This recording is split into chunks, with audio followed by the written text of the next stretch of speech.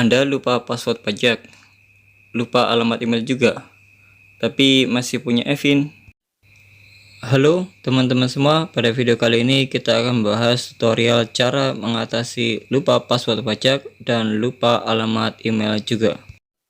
Langkah pertama, klik lupa kata sandi pada menu login. Siapkan nomor NPWP, nomor EVIN, dan email aktif. Langkah yang kedua yaitu proses pengisian data. Pengisian pertama yaitu kita mengisi nomor NPWP, lanjut pengisian nomor EVIN, lalu centang ya untuk lupa email. Ketik alamat email yang paling sering aktif. Lanjut ke pengisian kode keamanan. Dan klik submit untuk segera diproses pengajuannya sampai muncul sukses. Langkah yang ketiga, buka link kata sandi, lalu isi NPWP, email, dan kata sandi baru. Isi juga kode keamanan, lalu klik submit sampai muncul sukses ya.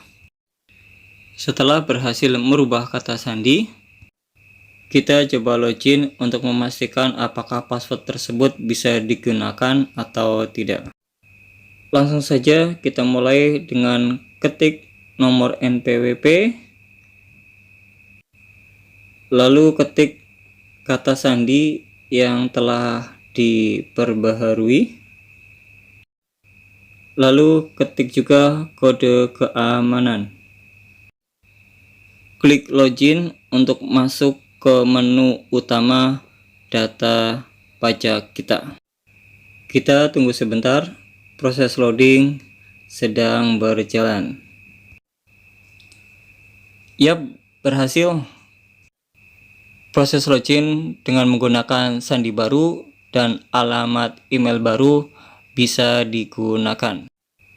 Demikian tutorial cara mengatasi lupa password pajak dan lupa alamat email juga.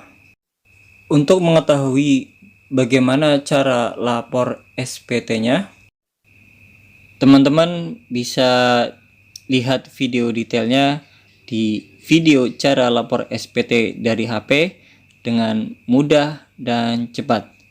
Terima kasih sudah menonton. Jangan lupa komen, like, and subscribe, dan bunyikan loncengnya.